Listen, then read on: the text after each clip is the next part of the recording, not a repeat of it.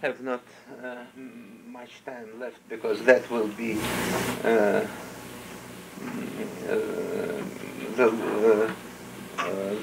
the next to last lecture. The last lecture will be on 5th of April. So we'll have it on Friday, 11 o'clock, in Slavic department, just near, the place, I think, on the second floor, as we had it several weeks ago. So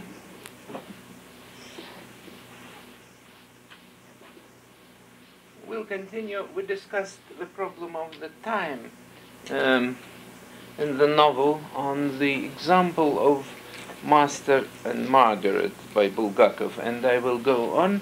So you remember that we discussed at the end of our session the problem of two books that exist in the novel itself. So there is the whole novel, Master and Margaret, that exists as a separate Platonic idea, or as a separate essence in the novel itself, because the manuscript was destroyed, just as the real manuscript of the book. So we have the whole book, and the whole book, Master and Margaret. And inside the book we have the story of the manuscript that was destroyed and then revived. So in this sense, the book exists out of time, just as the story about Jesus, so the story of Jesus and Pilatus, and the story of Judah, all this is part of this manuscript, but it exists also independently, because you remember that Volland starts to talk about this story in the beginning. So this is also another independent being inside this structure. So we have two texts that are, so to say, out of time. And this text is in the past, so this is beginning of our time. This is Anno Domini 33, and this is the story of real Moscow in the 30s.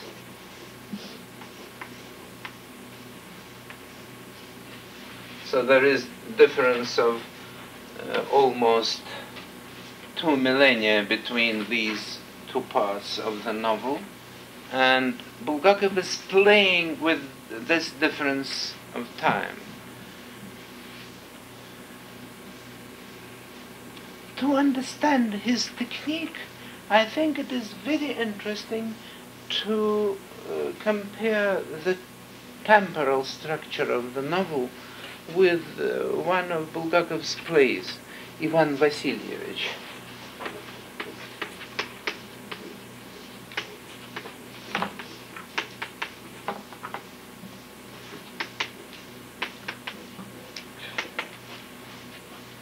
The play is published and republished now several times, and there was a performance in Moscow in the theater of Cinema Actor.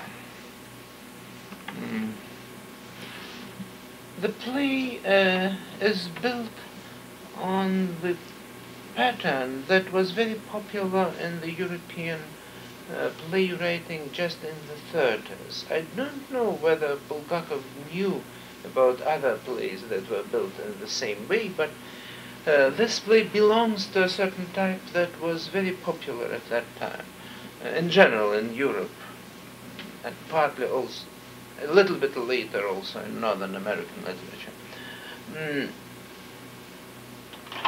So we have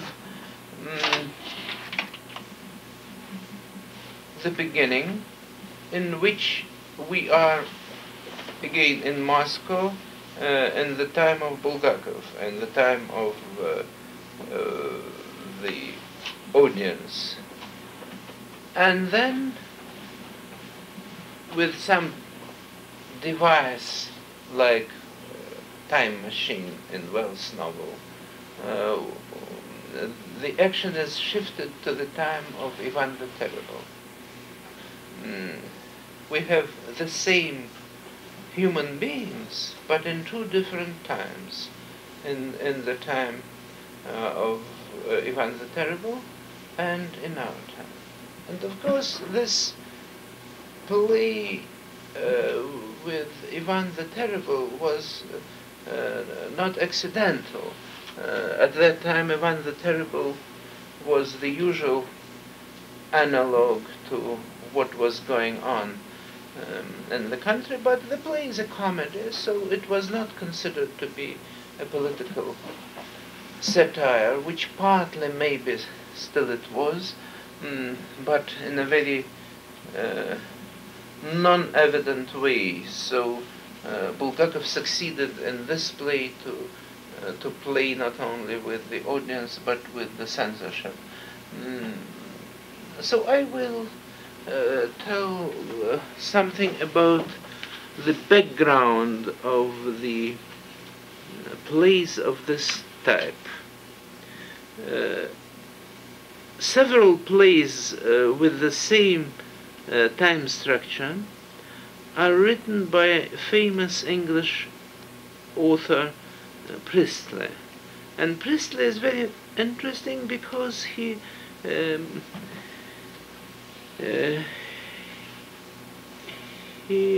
wrote theoretical book on the topic, which I advise you to read. I think it's quite easy to get it because it is reprinted now by Crescent Books in New York in 1989. The title is Men and Time. So this is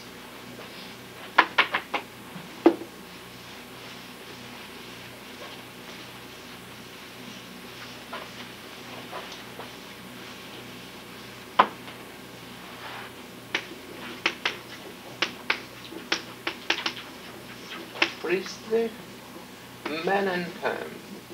I like the book in general. You know, now a lot of books and articles are written on the problem of time and this century. I myself also published a long essay on this topic in English in Semiotic, the journal Semiotic in 1973. Priestley was among those who began all this discussion. The first edition of his book appeared in 1964, so now it is reprinted long after his death. He's discussing his own plays of the type that I will now try to explain to you. Among the famous plays I may mention The Time and the Conveys, then a very interesting play, Music at Night, with mixture of the past, the present and future. And Priestley is more rational author than Bulgakov was. And Bulgakov will always have a sort of irrational, mystical approach to time and eternity. Priestley is trying to be quite rational, and the structure of his plays is very rational. So usually we have one act or one scene in one time and another in other time. We have play with mixture of these three important temporal possibilities. But what I like in Priestley is his use of the ideas of very interesting, unusual, and not very widely known British thinker, John William Dunn.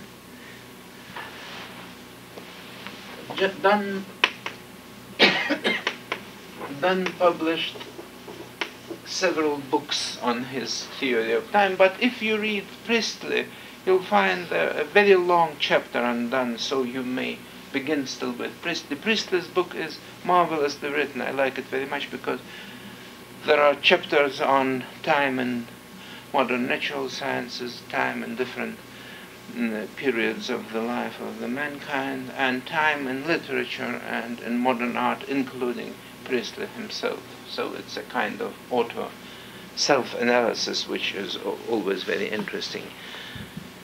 And as Priestley says, he was very much influenced by Dunn, who had the following idea that I find extraordinarily interesting for literary theory, that we should speak not only about different times, but also about possible different observers. So Dunn supposed that there might be time 1 with observer 1, and there might be time 2 with the same observer, or maybe with observer 2, or maybe some other observers. So the idea is very close to what is done with space and time after special relativity theory and general relativity theory in physics. But we may really think that in each of us there are different observers and possibilities of different time. And Dunn was among the first who noticed this. Priestley also was very much interested in the works of Ouspensky, who now is very fashionable. I think that if you go to any bookshop, you may read a lot about Ouspensky. And I'm always suggesting in my lectures that if somebody has the possibility, anybody has the possibility to spend some time in Yale, it is necessary to study a huge archive of Ouspensky and Gurdjieff that is in Yale, and nobody worked there. I'm the only exception. I was permitted to look through these archives. At that time, I think it was yet closed, but now it is open. There was some time for which the archive was closed. There are really 2 archives of Gurdjieff and Ouspensky there, and I think that really it's necessary that some scholar who is interested in Russian and European culture would study this. Ouspensky usually is written in this way. So he was also not only a very well-known occult writer and occult thinker, but he was also a Russian writer. He published a lot before his emigration. Among his publications are some literary works, including one cinema script. By the way, the devil is the hero there, so for the study of the devil theme and the literature of our century, that, as I told you, seems to be important, I think Ouspensky is very interesting. He published in Russian his book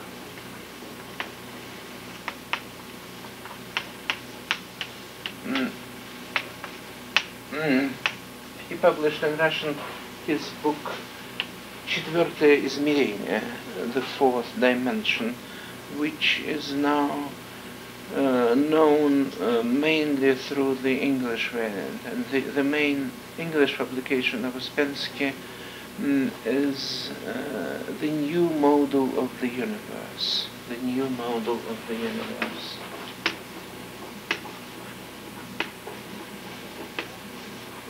That was just the book that influenced Priestley, as it influenced at that time several English writers of the circle of Lawrence, Huxley, and some other people.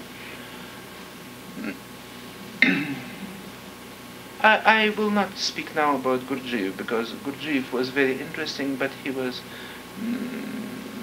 a romantic, occult, charismatic person, something like Rasputin, who was famous in the last days of Emperor Russia. And most of important things were published by Ouspensky before he became united with Gurdjieff. I prefer more rational Ouspensky, because I'm afraid that there is a sort of kitsch in what Gurdjieff and Ouspensky made together. They understood the kind of audience that reacted to them, and possibly their success now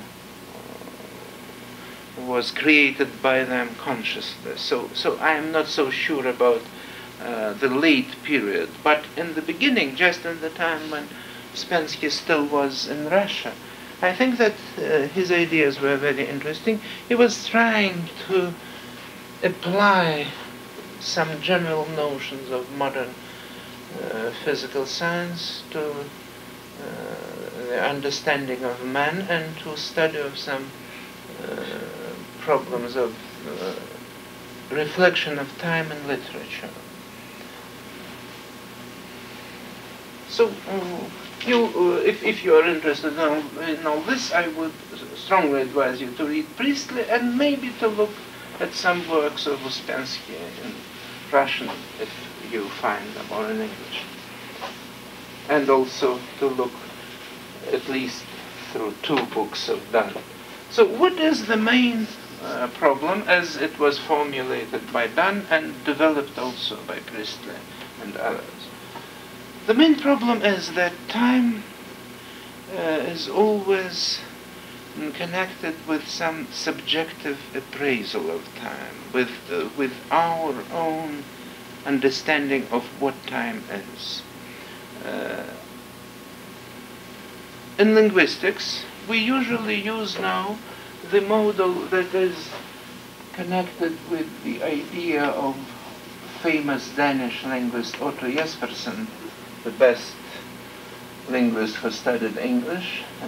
Jespersen suggested that we may call shifters, pronouns, verbal forms, and other words such as adverbs that connect us with the speech event. Now I am speaking. That means that we have me, I am speaking. That means that speech event is produced by me. There is no other correct definition of what I is. I am speaking. That means that the person who is speaking is called by the first person pronoun in most European languages, not in all languages of the world. For instance, in classical Chinese, the correct form would be your humble servant. Your humble servant is speaking. And I think that this is not only a linguistic difference. There is really the difference between what the great German and Israeli thinker Martin Buber called I institutions and thou institutions, ich and du. Our cultures are very much oriented towards I, first person. Not all cultures in the world are built in this way. So, for instance, for Buddhism, the idea of me is quite alien. But in our languages, in our cultures, we use I as what is connected with speech event, and we use such words as now. This is the time of the speech. And here, this is the place of the speech event. So the space-time, or time-space,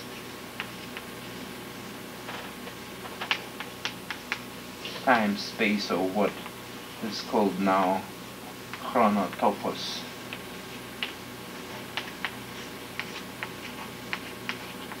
the term that was used by Bakhtin, who took it from biology, and biologists took it from modern physics.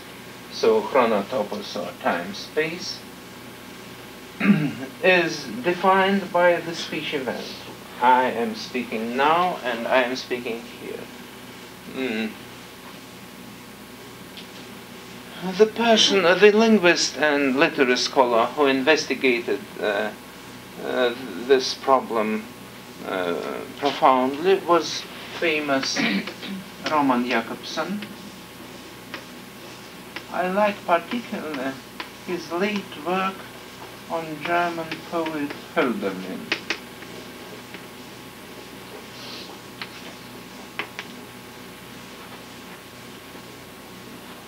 The main part of this work is published in German, but there are some Russian and English translations of it. In Hölderlin's work, Jakobson showed the fact that I tried now to illustrate on some cultural examples, the fact that it is not always necessary to use I, that there are some forms of speech, of poetry, in which I is practically absent, as it is in scientific language. We had the chance to mention it.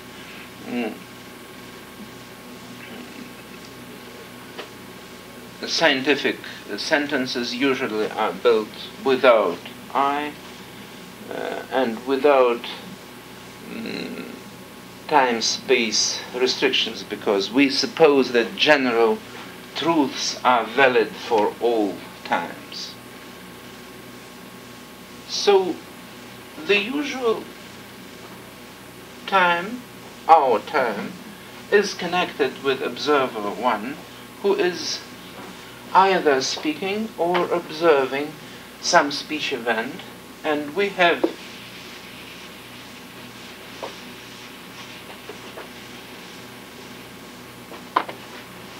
the present time, that is the time of our speech.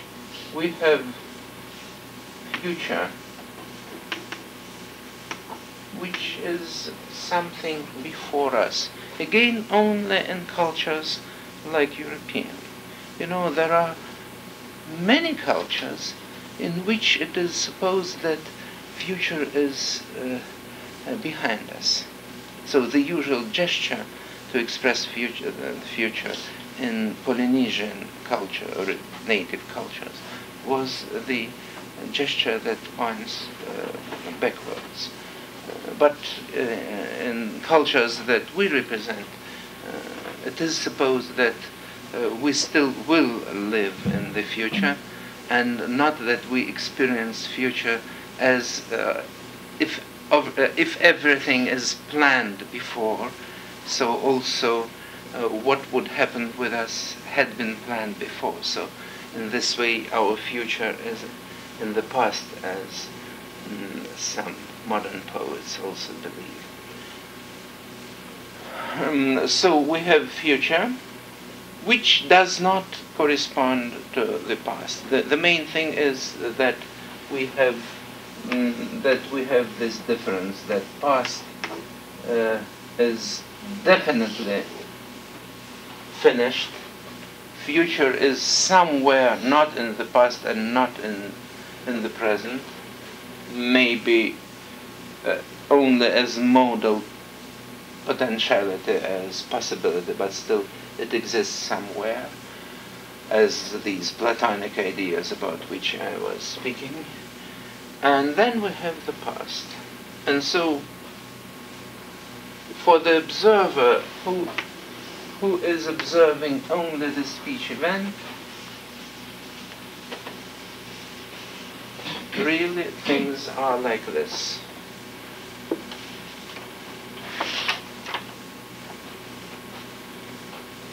Now, what is really prediction of the future? This is a very serious problem, and I like Priestley's book, Man and Time, just because the last part of the book is dedicated to predictions of the future. Priestley, when he collected material for his book, made a very courageous experiment. He talked about his project on BBC, and he announced, using radio, that was quite widely heard at that time, before TV became so popular. So he announced, using radio, his project of writing about time and possibility to predict the future.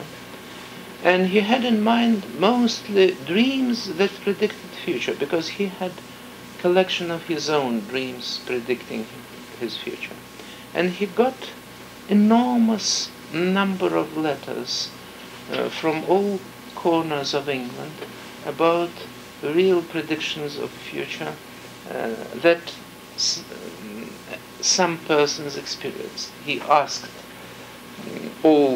everybody who heard his talk to send him letters, and the number of letters was so large that you'll find in the book, there are many interesting illustrations in the book, you'll find a photograph of Priestley standing near a very long table, much wider than this one, and all the table is filled with letters about time predictions, and he had a special secretary who helped him to classify it, and then he corresponded and even met some of those people.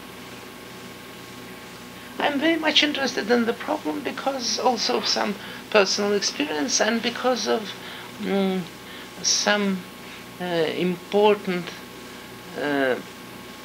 literary figures in Russian literature whom I knew personally and who could predict events personally important for them. I will speak now about Akhmatova. About one play written by Akhmatova, which belongs to this category of plays that have unusual time frame, as what I told you today about Bulgakov and Bulgakov's Ivan Vasilievich and Priestley's Music at Night Time and the Conveys and so on. So Akhmatova wrote in Tashkent during the war, mainly in 1943, a play that now is known with the title Prologue.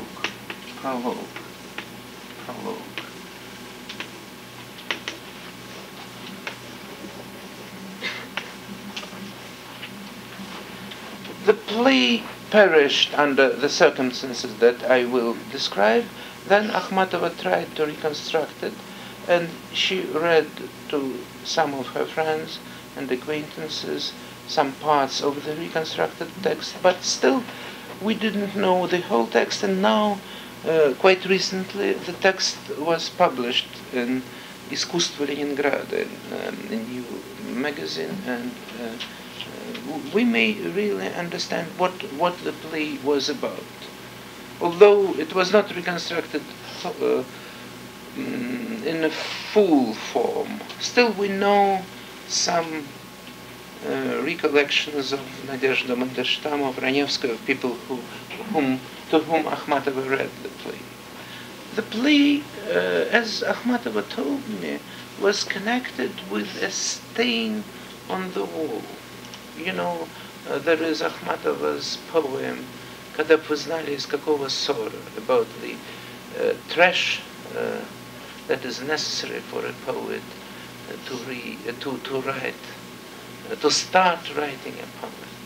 And the stain on the wall is mentioned there as some possible impetus to a poet.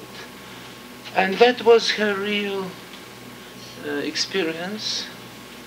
She was very seriously ill during the war, and when she was recovering, in a kind of a nightmare, she saw the stain on the wall. That was quite real. That was not a part of the nightmare. But that was the beginning of the vision that was later described in the play. So the play was based on a mixture of nightmare, of possibly even some hallucinatory images connected with typhus, a very serious illness, and some parts, of course, were added by her imagination. The main picture, the main image of the whole play was the stage on which there was a table, and that was a kind of a trial. And she, Akhmatova, was the main victim. And she was persecuted, but she saw the main judge, who was just the future Zhdanov.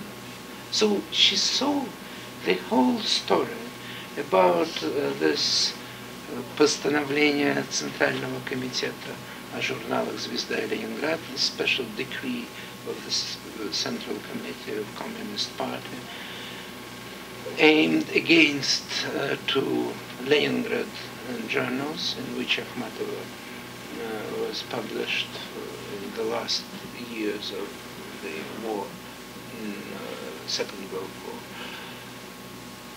And that was written in 1943, and the decree of Central Committee and Zhdanov's speech about against Akhmatova was 3 years later, in 1946. And the play was so terrible. It was so evident that she described something that might happen, that all her friends were simply scared.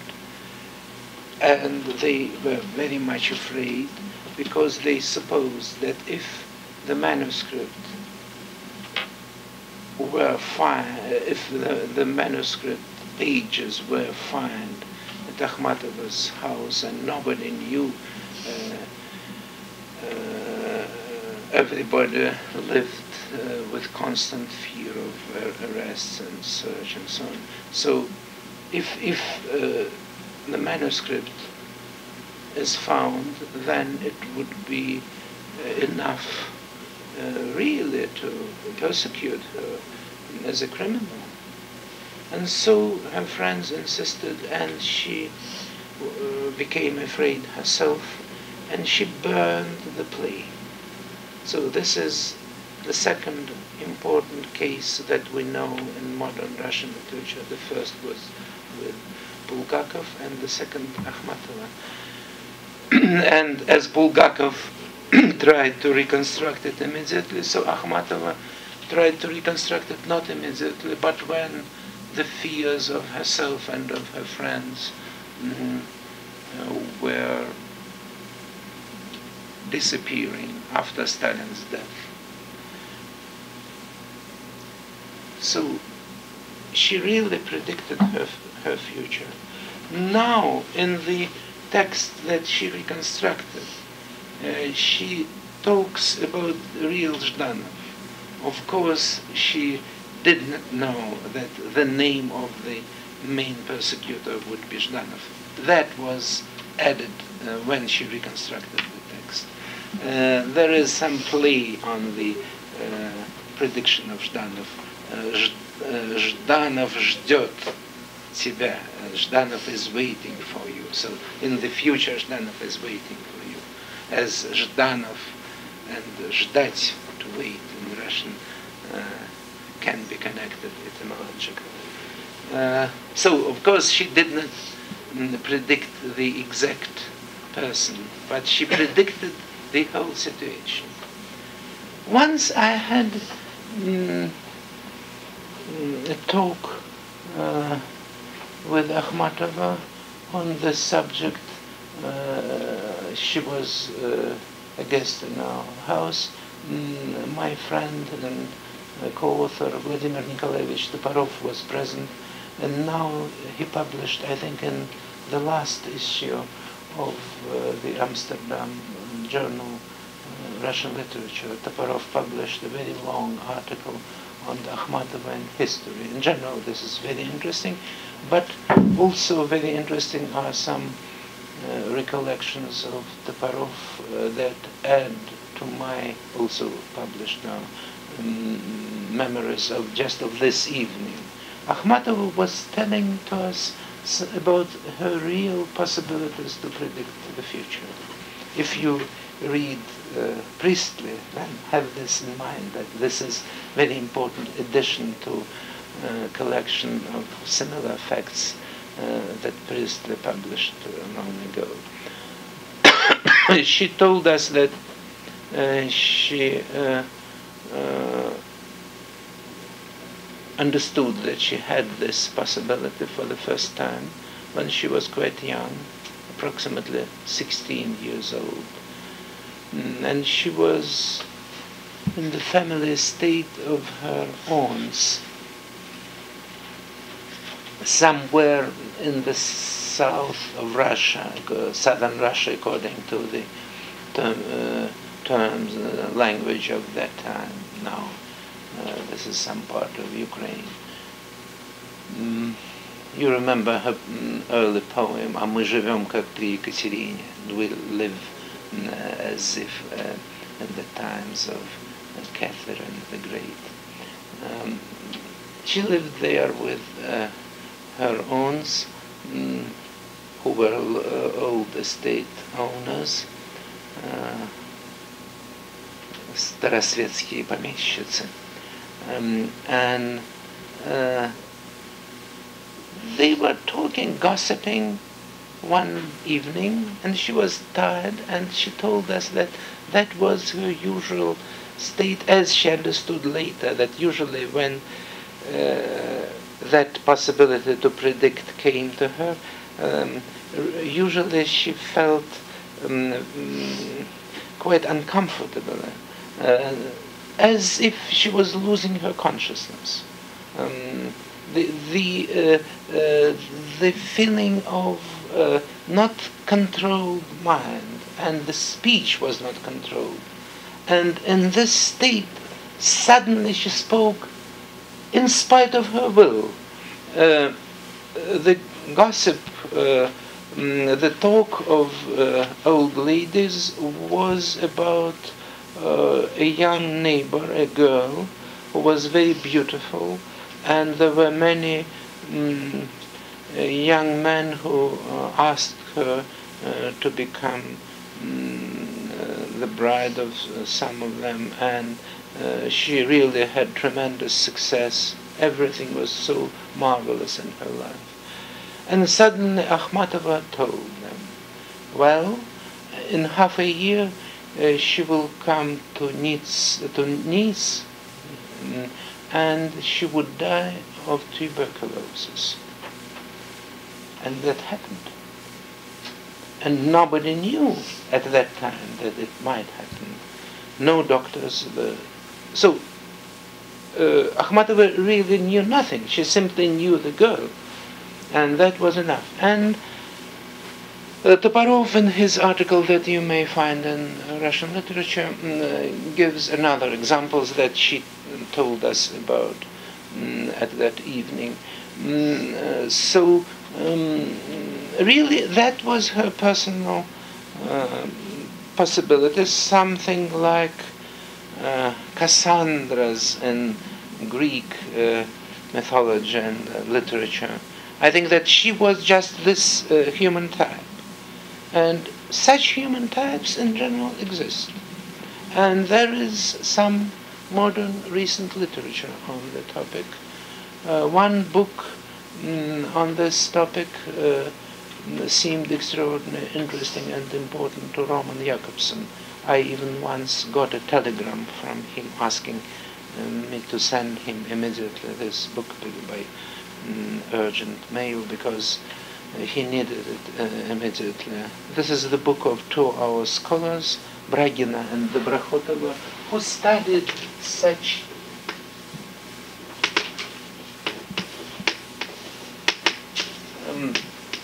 they studied such possibilities in many people. They have huge clinical material about this. Their objects were mainly people who can predict for a very short period. So they could predict that now the door will open and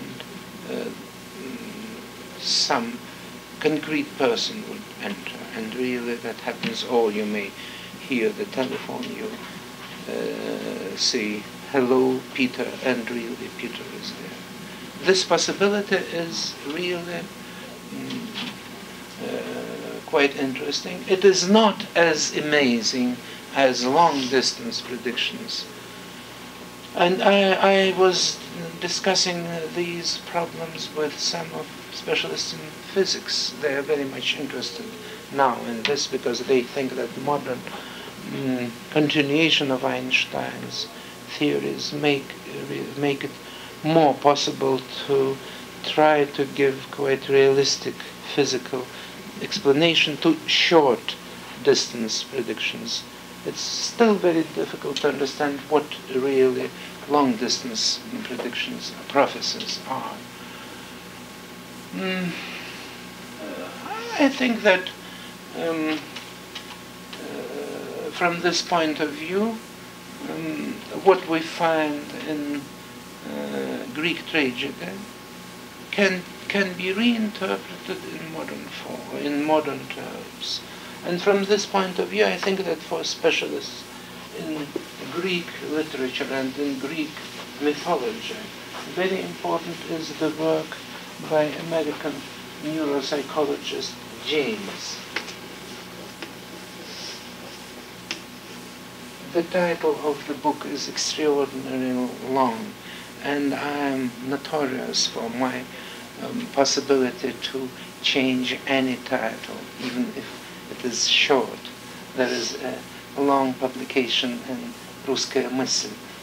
Didulin was very much angry with me for distorting many titles, including my own works. So I'm very much afraid to give you the exact title, but approximately it's something like this. The arisal of consciousness out of the breakdown of bicameral mind. The last combination is surely this. This is the title of James' book. Now it exists in a paperback edition. First it appeared 14 years ago. This is description of ancient cultures from the point of view of modern neuropsychology. And his idea is that in ancient cultures, the right hemisphere of the brain was supposed to be in direct link with the God. Now, what we call now the right hemisphere, of course, ancient people didn't know the term, with the possible exclusion of Egypt, because I found one Egyptian medical text in which there is a hint to the possibility that Egyptians really knew about the difference between two hemispheres. But in general, something in mind and the soul was supposed to be the voice of the God. And people who had this possibility to hear the voice of the God or to talk about the future were supposed to be very important for the society, to become priests and so on. And so the type, the human type to which Akhmatova and many other important writers in Russian and some other literatures belong. This type was particularly important for old societies. Possibly you know that the famous French structuralist Foucault wrote History of Madness. The idea of the book is that madness, idea of mental illness in our sense, appears with modern time. We may put it, so to say, more scientifically, saying that approximately at the time of the so-called scientific technological revolution of the 17th century,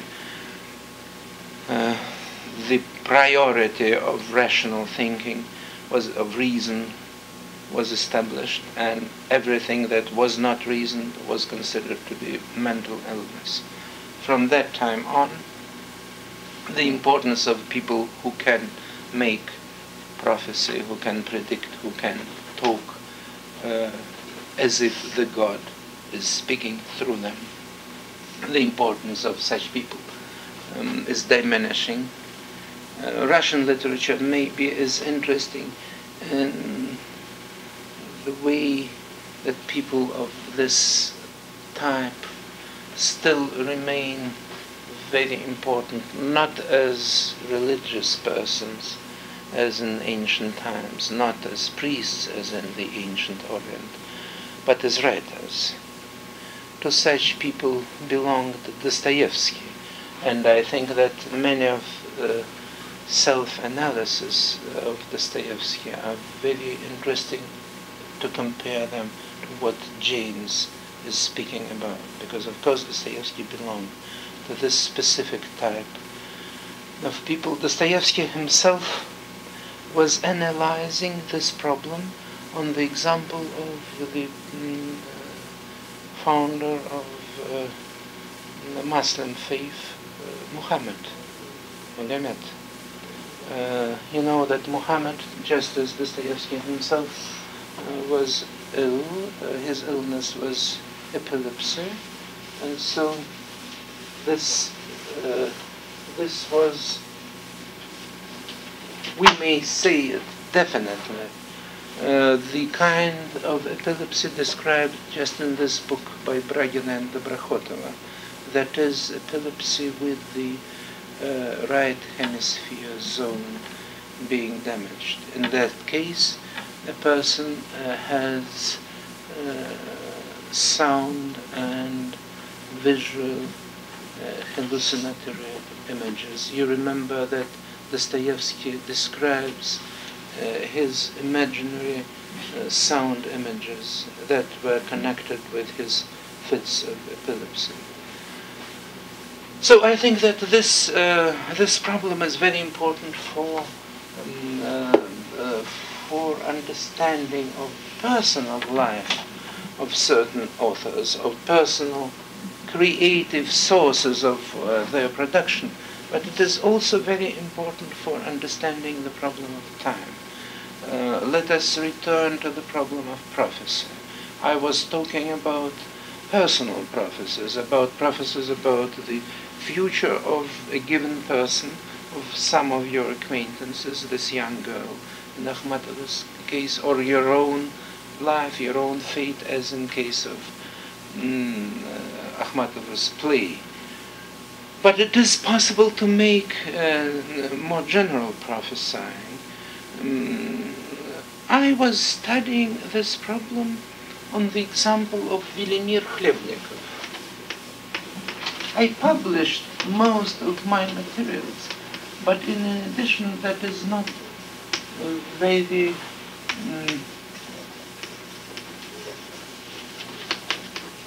easy to get here. This is Пути в незнаемое, Ways to the Unknown. This is a collection of half popular, half fictional scientific writings, mainly for the young people. Simply, at that time it was not yet simple to publish articles on the subject, so that my essay, long essay on Chlebnikov and sciences, published on this, which means so what I discovered, I studied unpublished Chlebnikov's manuscripts, mainly of the beginning of the 20s, just before his death. I found a lot of quite extraordinary prophecies concerning the future. So the time distance is rather large. The most interesting among these prophecies was of a political character. Chlebnikov in his last years was very much interested in the problem of the Soviet power, how it tends to extend its sphere of influence. He studied, in general, he tried to write equations of human history. His main problem was to find a rational way to speak about the time. But at the same time, he made extraordinary, interesting, concrete predictions. So, speaking about the fact that the sphere of influence of the Soviet regime is widening all the time, starting from 1917, when it was really only Petrograd and some part, very small part of Russia. Then he remarks, and then in October of 1962, there might be a conflict with the external world because of this extension of the sphere of influence. October of 1962 is the time of the Caribbean crisis, which really was the possible beginning of the Third World War. We know now of this because of recent Soviet and American publications. At that time, people didn't think it was so serious. What is interesting, I found this date several times in different pieces of Chlebnikov's writings about history, and each time he puts a circle around this date, so it seemed to him to be very important, which is really strange. That was 40 years after his death. So you should think that it cannot be simply by chance.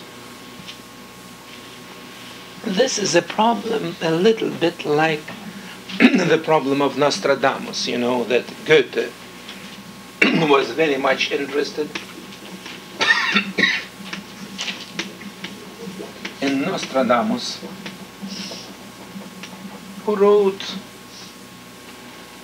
verses, poems, in which there were predictions for each of next centuries of European history.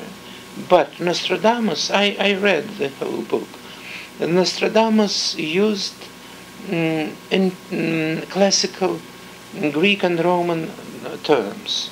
So all his predictions are of the kind. And then in Aquitania, there would be a new Caesar, or something like this, So there are classical geographical terms and classical historical names. In this classical language, he tries to explain what would happen.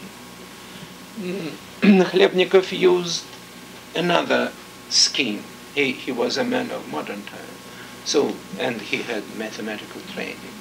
He tried to express his idea in a rational way. You may find very good English explanation of all this in a recent book by Cook, an English specialist in Chlebnikov. The book was quite good, and there are a lot of interesting fragments of unpublished Chlebnikov manuscripts. Cook studied them in Moscow. You may find there a lot of interesting examples. So Chlebnikov was trying to understand the problem as possible way to understand what cycles of time are. That the idea is oriental, that history has cycles. History is not moving in one direction, but it is repeating itself. I think that again this is a very interesting problem for the history of Russian culture. There are some special reasons for Russians to be extraordinarily interested in cycles in history, as there are similar reasons in India, China, and so on. So the history itself in these countries is not of the European type.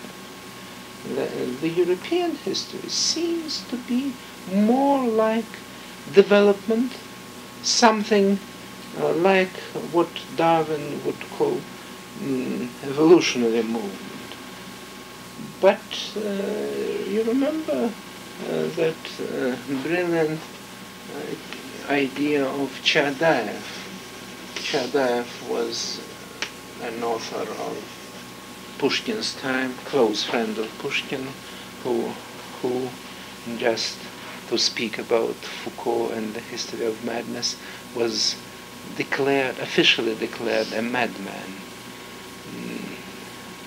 He even wrote, after his philosophical letter, another work which is called, he wrote in French, Apologie d'un fou, an apology of a madman, because officially he was a madman. And one of the expressions of his madness was that he told in his philosophical letters that we in Russia have so much space that there is no time left, that we have only geography and no history. We have history, but our history repeats itself all the time. And so study of cycles in history is an important part of Russian spiritual legacy, I think. And this way Khlebnikov belongs more to this Oriental and Russian way of thinking, and not to to what may be typical for European culture. I will give you an example of Khlebnikov's literary work based on his conception of time. This is his car. There are now two English translations of Car. This is a prose work by Khlebnikov, so you may read it in two books of Khlebnikov that appeared recently in English translations. Two different translations. Both of them are rather good. I had the occasion to compare both English versions with the Russian one. It's extraordinarily difficult, almost impossible to render Khlebnikov's language. That was quite unusual. Still, the essence is rendered in these translations. But of course, if you can read Russian, it's much better to read this. This is the fourth volume of his complete works, which are re-edited in Germany, so you may read it either in the first original edition or in German re-edition. I think that you have the whole satire. I noticed it. And in general, this is very rare. But the German re-edition is quite easy to find in libraries. What is interesting in Ka? I am speaking now just about the time problem. Ka is the double of a person in Egyptian religion.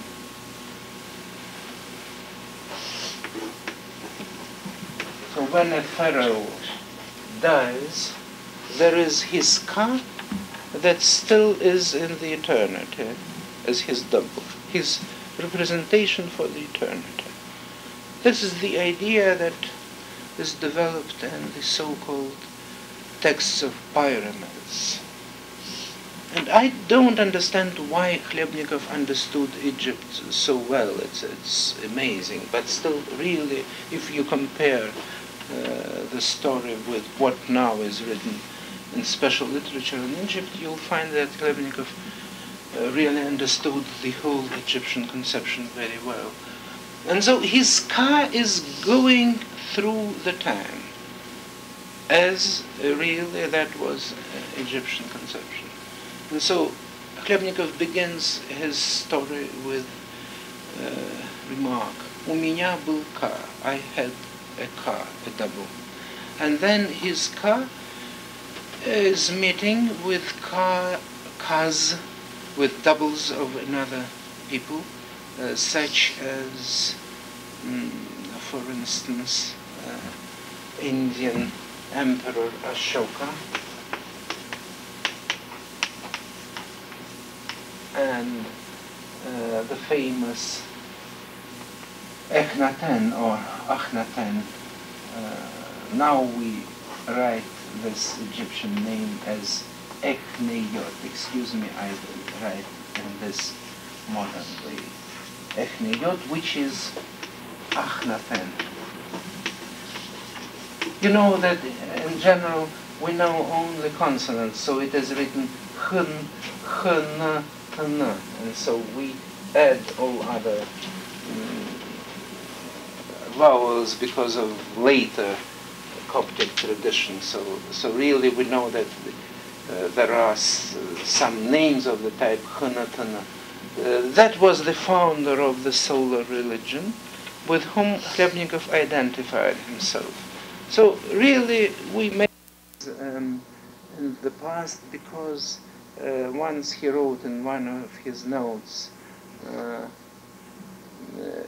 Pythagoras, who was my follower.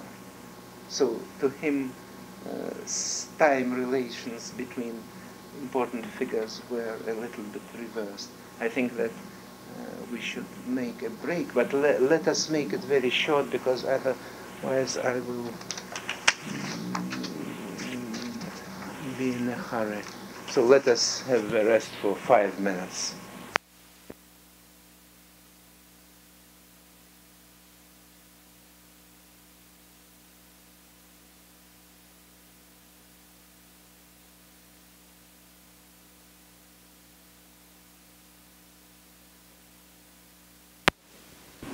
Such timeless essences of other important figures in the history. This is interesting, of course, for the understanding of how Hlyebnikov thought about himself, but also it's interesting as a literary device. Maybe some of you read, by the way, it exists also in the English translation in the English journal that is publishing regularly some formalist Russian works in English translation. I published, I think already almost 25 years ago, a study of Hlyebnikov's poem «Меня проносят на слоновых». This is the poem which is a description of Hlyebnikov himself, who is represented as the god Vishnu. And after I published this essay, which became known not because of me, but because the poem is enigmatic, and I tried to solve the riddle comparing the poem with the Indian picture that represents women that dance as if all of them are the image of an elephant. The elephant is carrying the god Vishnu, the human being who is the god Vishnu. And Hlyebnikov used this image, used this in old Indian visual image to build his poem. After I published this, an American specialist in Hlyebnikov, Henrik Baran, found in Moscow archive and Institute мировой литературы имени Горького, Institute of World Literature, he found an unpublished prose work of Hlyebnikov describing the same situation. So Hlyebnikov himself is described in old India, and he is considered to be a human being who represents the god Vishnu. And then I looked through this manuscript. It is still unpublished. You may find only some fragments in Baran's articles on Khlebnikov. The manuscript has two parts, so on each page we have two parts. The first, the upper part is description of Khlebnikov in Old India, where he is admired as a representation of Vishnu. And in the lower part on the same page, Khlebnikov describes his visit to the elephant, which is kept in Zverinets. You know that Zverinets is the title of famous Khlebnikov's zoo, title of famous Khlebnikov's poem, maybe long free verse, very liberal composition.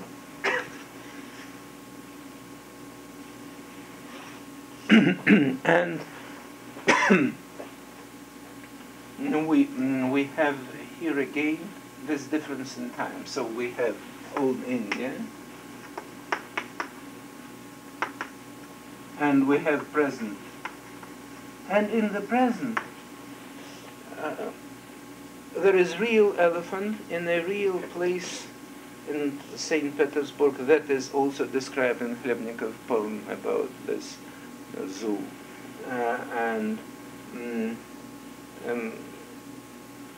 Present-day audience looks at the elephant that is now our prisoner.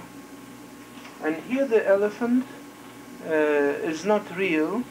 It is formed by dancing women who represent this animal as Khlebnikov is representation of Vishnu. We have this as two parts of one scenario, cinema script. So Khlebnikov tried to use cinematographic technique of montage, of combining, cutting, of combining these two episodes in different times. The technique is quite comparable to the end of his car, because at the end of his car, in Old Egypt,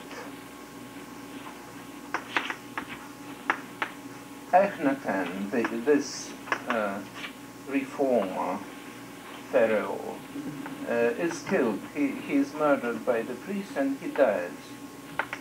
And then there is a scene in present, also in Egypt, and there is a large ape that is symbolically identified to Akhenaten. And there is a story of killing this ape by a merchant. So we have similar compositions in prose in which Khlebnikov tries to identify some persons through different times. So his idea of cycles in time was connected with these images in his prose work. Now I will make some remarks about Khlebnikov's conception of cyclic time. What was it all about? Unfortunately, most of these works still are unpublished. Only 3 among his Doski Судьбы, that is Tables of Destiny.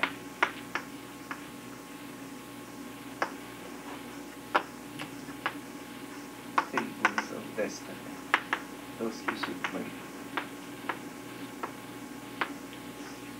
Only 3 of them are included in the German edition of Russian collected complete works.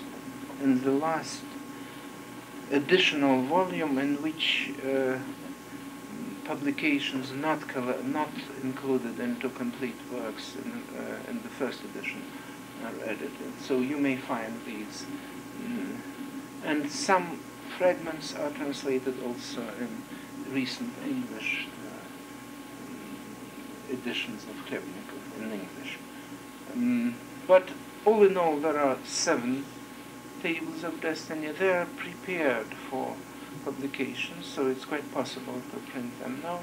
The problem is that I have some doubts about some of his calculations.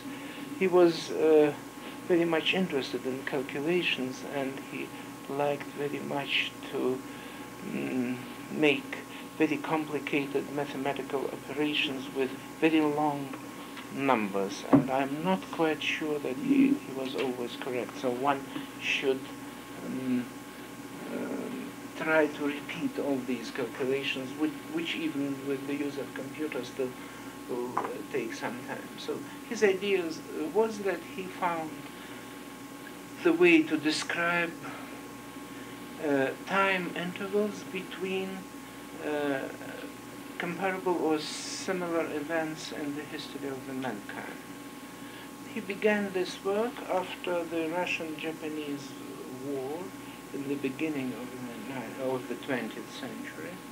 He was very much shocked by the defeat of Russian fleet. Tsushima, famous ship battle, which ended with complete destruction of the whole Russian fleet. That gave the impetus to the first Russian Revolution. And at that time, Chlebnikov decided that he should find solution of riddles of human history. As he had some intuition, he really could understand the way things are. He made very interesting predictions. One of them I gave to you, and one very much discussed in Russian literature, especially on Mayakovsky, is his prediction about the Second Russian Revolution. He published in 1912 Разговор учителя с учеником. It is also translated in English in the recent edition of Chlebnikov, conversation with a teacher with his pupil, with his student. And in this it is declared that the end of Russian state would be in 1917. There is one interesting literary problem in connection with this prediction. Mayakovsky, who was Chlebnikov's friend and colleague in the first years of Russian futurism, didn't believe Chlebnikov. He believed in general that the revolution would happen, but he didn't believe in the exactness of concrete data of 1917. And so you have in Mayakovsky's poem that was written after Разговор учителя с учеником. So the chronology is like this. In 1912, Chlebnikov wrote this work, prose work, giving prediction of 1917. And 2 years later, Mayakovsky wrote his Облако в штанах, giving prediction for 16. В терновом венце революции грядет 16-й год. So Mayakovsky took from Chlebnikov the general idea that revolution would take place, and it makes no difference for the rhythm. So you may make it идет 17-й год as well as идет 16-й год. So the change was based on semantics. Mayakovsky wanted revolution to be as soon as possible, and Chlebnikov was obeying some unknown rules of history. Shklovsky discussed this problem in his book on Mayakovsky, which in general is not very interesting, but I think that this discussion in Shklovsky is really interesting, as he was friend of both of them at that time. So Tables of Destiny is a mixture of prose, verses, or poems, and tables of numbers with equations. In one place, Хлебников wrote, «Я пишу стихи из чисел». I am writing number poems, poems made out of numbers. So one should not take too seriously his attempts to be, so to say, scientific. Possibly that was a way to impose, to look as if he was a scientist. There is also a kind of play of game in Hleebnikov's futurist attempts to write about the history. What is interesting is the fact that Hleebnikov wrote several essays on time in general, on problems of time, in which he declared that it is necessary to study time as people for many centuries had studied space, that the literature on time is still not large. It is necessary to describe time as a very interesting problem, and I think that in this Hleebnikov was quite close to what is done in general in the literature of our century. Now I will turn to some quite different attempts to write about time in our century, as I began the last time talking about time and the novel. I would like to speak now about technique that is developed in Marcel Proust's novel. And so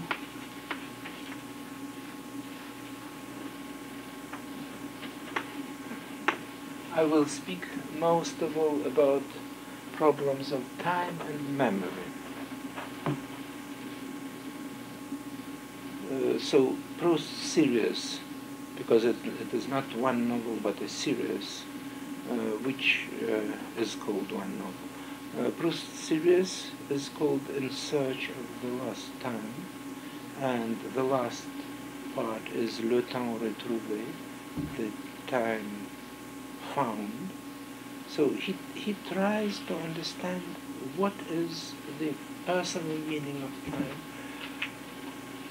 on the example of one man, that is himself, the hero, who is somehow identical to Proust, although there is a large literature on Proust. It is shown that in many respects, in many details, his hero is not exactly Proust, but still main base of this is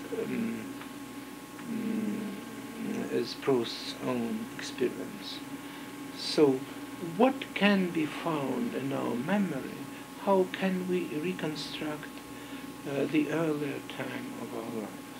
I think that the most interesting fact about the whole novel by Proust is that the main idea is that of reconstruction. And I think that in this Proust is very close to the science of our century, because the science of our century in general is based on the idea of reconstruction. Among different scientists, scholars who wrote about this, I like very much one article by famous Russian psychologist Vygotsky. I know that presently almost all things he wrote himself with T, not with D. I know that presently almost everything published by Vygotsky in Russian is translated into English. Even there are some translation in English of things that are yet to be published in Russian. So I think that this article also is translated, but I have not checked it. The Russian title is «О значении психологического кризиса», on the importance of the psychological crisis. The article was written in 1927, but published only quite recently for the first time in a new selected 6-volume edition of Vygotsky works in 82 and later. So I think that the article, as in general many of Vygotsky's works published for the first time in this 6-volume edition, are very important also for literary scholars. Vygotsky was very much interested in literature, as you may see from his Psychology of the Art that is translated into English. But the Psychology of the Art was the first of his important works in this field. So Vygotsky suggested that all our important scholarly work about human beings, and also partly concerning nature, is based on reconstruction. In nature he had in mind paleontology, geology, and so on. But I will give you one very interesting example that shows how close is literature of our century to serious science like Vygotsky's works. Vygotsky was a specialist in children's psychology. He was famous in connection with this field of research. He was one of the founders of special science about children pedagogy, and that was one of the main reasons for official persecution of Vygotsky. He was rehabilitated only quite recently. And even now, I know I will not call the name, but the most important official person who remains in this position in Soviet psychology told one of my Estonian colleagues. That was some years ago when Estonians were considered to be all right. So this Russian psychologist was sincere to him. He told him, you know, Vygotsky is invented by American Jews. I give you the exact words. Vygotsky изобретение американские евреи. So that means that his fame and all that is connected with him is just American invention. And that explains partly the fact that it was so difficult for us to edit some of his works. Some of them still are unpublished in Russian. And so he is understood only now and more in the United States. I mean, not by people whom the psychologist mentioned, by really important American psychologists. Now they rediscover Vygotsky at the time when he is considered to be the only person who understood possibilities of connection of semiotics, literary theory, psychology, and so on. So, in the Soviet Union, he was prohibited for many years, mainly because of his work on pedology, on children's psychology.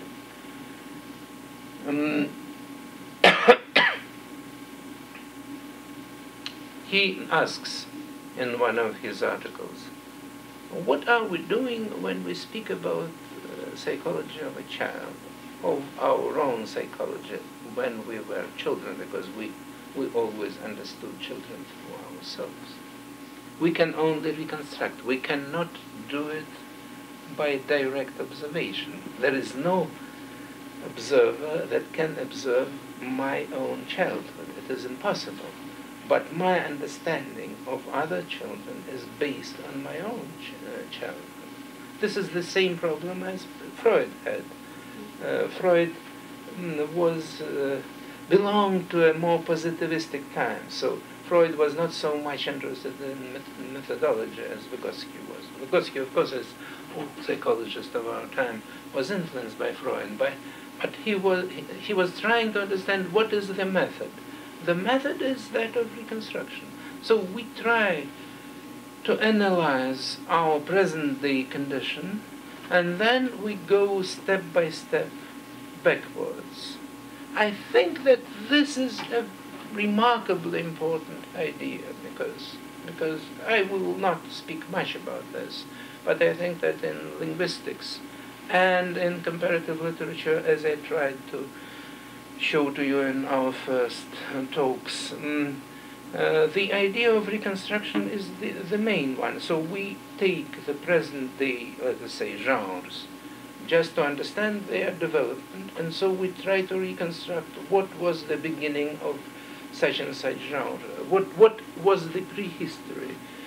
Prehistory is never materialized. It exists only in the form of our deductions, or what Umberto Eco in his semiotic works calls abductions. You know that Umberto Eco chose in the name of the rose a monk who is a detective, his main hero, and that was not by chance, because in his serious scholarly work, Umberto Eco describes abduction, that is, moving from the given evidence backwards to the origin, abduction. He describes abduction as the work of a detective. There is an interesting work of one philosopher based on this idea of Umberto Eco about the logical scheme of Sherlock Holmes. I think that really it is interesting. Why the 20th century is so much interested in detective stories? My answer would be that because of two reasons, two general cultural reasons. I try to understand any particular event from the point of view of general cultural perspective of the century. Our century is the century of the reconstruction, of the revival of the past on the base of the present-day evidence, and then we proceed basing ourselves on details. You remember when we spoke about Pasternak, I told you about this idea of metonymic spatial relations. So in detective story, usually the detective is taking some details, let us say ash from the pipe that was used by somebody, and this ashes are the most important detail to start our reconstruction. So we usually take one metonymical link, and then we go by abduction. So these two facts, metonymy and reconstruction, are, to my mind, real reasons for the importance of detective stories. Of course, nobody among mass audience who read detectives understand that they are interested in metonymy and abduction, but still I think that it is so. So I believe that reconstruction is present in mass culture, in detective stories, thrillers, and so on. We try to reconstruct what was the origin of such and such crime, murder, and something like this. Possibly, if we speak about everyday life, possibly this is also the reason of the interest for political scandals, for political rumors. Why is it so important that such and such senator took some bribe? It's not interesting in general, but it is very interesting to have a kind of detective investigation. So other representatives and senators gather together. They have many sessions for many months. They have a kind of a detective investigation. So people are very much interested not in facts that are seen, but in facts that can be deduced from indirect evidence. It's strange, because maybe facts as such also are interesting. Maybe our present-day experience also is important. But the 20th century is insisting on the necessity of reconstructing the past, and I think that the most interesting example is given to us by the physical science. Once, when Sakharov was explaining to me his ideas and discoveries about the beginning of the universe, I asked him how many people in the world are interested in this problem as specialists. And he told me that as he got offprints from most of them, that he supposed that approximately 10,000 specialists in physics were working on the problem of the Big Bang. So it is the huge number of people who are interested in this, which seems strange, because why so many people should pay so much attention to the first 3 minutes of the existence of the universe, because all next history also is important. And take historical sciences. Also, you have a lot of people who are working on most distant times. So I think that we have some pleasure in reconstructing, in finding things that are not directly known.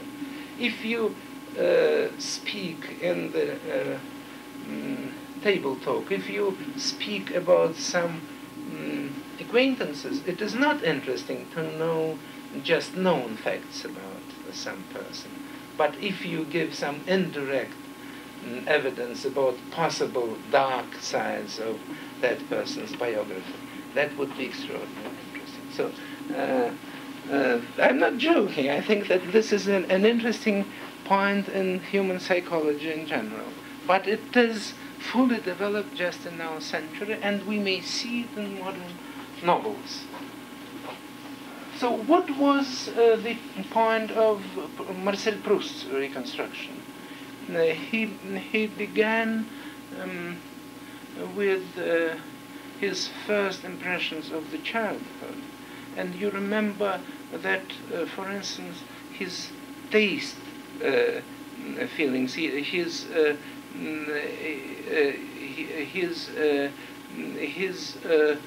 subconscious memory of some physical sensations was very important to him.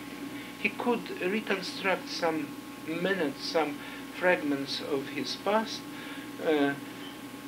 basing himself on some concrete physical images. And that is the main method that he uses through the whole novel. In this way, he influenced, of course, the whole school of stream of consciousness. And maybe I will give you one example, if you know the film, because otherwise it would be difficult for you to follow me. Do you remember the film by Federico Fellini, 8 and a Half? Otto e Mezzo in Italian, 8 and a Half. You remember that the hero of the film is in a certain creative crisis. He is a filmmaker who cannot succeed in starting his real work on the film. Everybody around him are waiting for it, and he is in some attempts to recreate his past. He is immersed in his own childhood. I will give you only one example from the film, if you remember it. There is an evening scene, so all this takes place in some healing place sanatorium in Italy. He's recovering after a fit, and so it's necessary for him to... We have 5 minutes more? She's just getting the call. Yes? We have around 10 minutes, I think, yes? Yeah. So, the hero of the film, who is played Guido, who is played by, the role is played by Mastroianni. Guido suddenly is meeting a sorcerer who is his old acquaintance. And the sorcerer is working with an assistant woman, and so she's a kind of a medium, and she is to realize some thoughts that Guido has in his mind. This is a trick. And so when the assistant woman and the sorcerer try to understand what is in the mind of Guido, they are amazed, and the words that she dictated are written on the blackboard. Asa, Nisa, Masa, without any meaning in Italian and in other languages, they know. Something repeated magically. And then we see suddenly the same words. They are repeated, but the hero is a small child. And there are other children. And this is before they go to bed, before they sleep.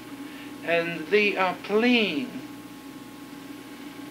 telling to one another these invented words. So these were words taken by the hero from his past, from his childhood, and recreated by this assistant woman.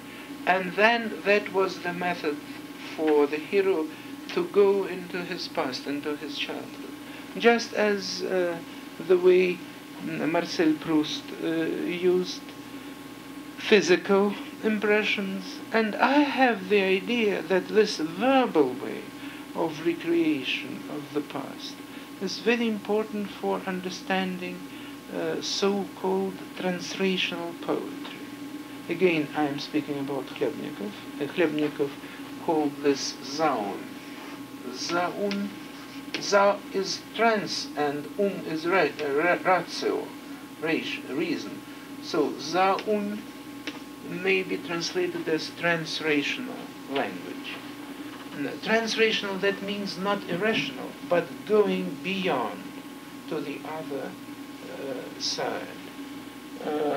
I think that the best philological investigation of translational language is the book by Roman Jakobson, whom I mentioned already, and his assistant professor of the Cornell University, Linda Waugh.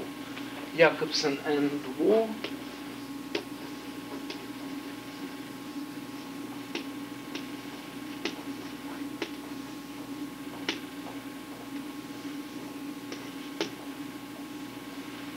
sound shape of language.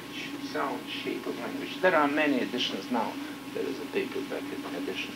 I advise you, all of you, to read the fifth chapter, with the epigraph from Stéphane Mallarmé, French symbolist, que tel son signifie ceci. Let these sounds signify the following. Jakobson gives in the fifth chapter of the sound shape of language the analysis of what is glossolalia. Glossolalia is a certain special language to talk to a god that is used by certain Russian, English, and other sectarians. There are special sects in Russian. The name of one of such sects is Glagoлящие, speaking. Andrei Sinyavsky told me the story. He met some of them in the camp. That was the time when people who belonged to non-official sects were usually supposed to be political criminals, and so they were put into jails and camps. And so he met in a camp several people who liked him because Sinyavsky is a man with very much old Russian appearance. And so they supposed that there is something in him close to them. And so they allowed him to be present at one session when one of these, speaking Glagolishi, was conversing with the god in his translational language, and all other people surrounding him were listening and also becoming involved into this special communication. So the language is invented. It has nothing to do with Russian or English, but different glossolalia in different cultural traditions are of the same type.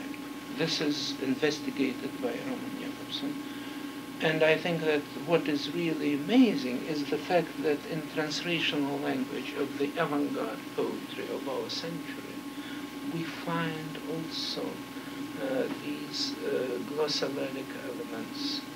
In Khlebnikov, and I don't know whether you know him, this is a person who was considered to be mad in France, and he was kept in a mental institution, Antonin Artaud. Now he became very much known and translated partly into English. Artaud is quite similar to Khlebnikov, and in general I think that resemblances between avant-garde writers are extraordinarily large, but especially interesting are resemblances between Khlebnikov and Artaud. I will not give you details. It seems to me that both Khlebnikov and Artaud are very close to glossolalia, and my understanding of this is the following. I suppose that there are some sound features of the earliest language that we use. You know that all of us, at the age of approximately 6-8 months, use special language which is different from our native language. And it is possible that subconsciously we know this language. And it seems to me that the translational language is the language based on these early childhood memories. So I think that Asani Samasa is also of this kind of magical translational words that symbolize our childhood. So it is possible to recreate, to reconstruct our childhood, not only using some concrete details as Proust did, but also using glossolalic translational words and syllables and combinations of sounds.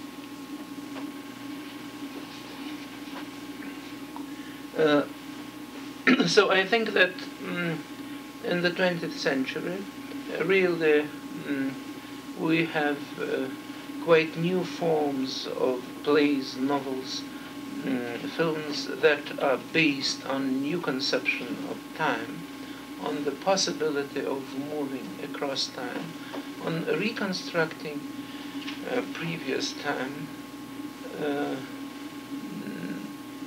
and so the present time is understood only as one of the possibilities, which is very important and very interesting, and perhaps it is among real and remarkable discoveries of the literature and the art of this century, the possibility to look at the present time as at only one of many possibilities. So this is connected with another idea that is common to literature, art, and science of the century. This is the idea of possible worlds.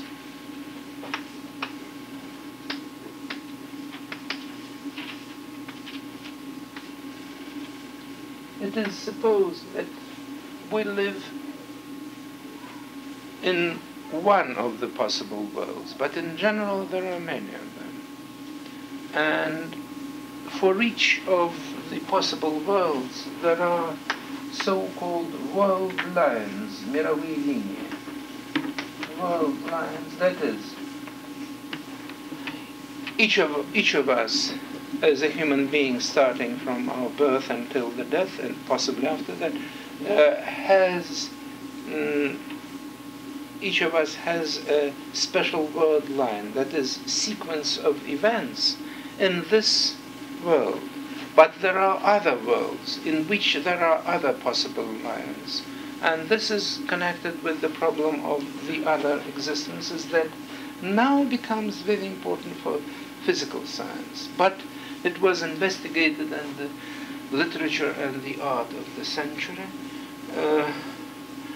This was the idea that was very close to one German language author who now became so fashionable. This is Robert Musi,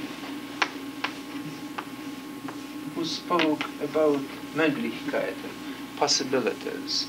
That was the main idea of his world look in his large novel, Der Mann ohne Eigenschaften, The Man Without Qualities, and in other stories you may find this idea that for any hero, the main thing is not his real life, but the possibilities that exist for him. But there are other writers for whom this idea is important. So we meet next time.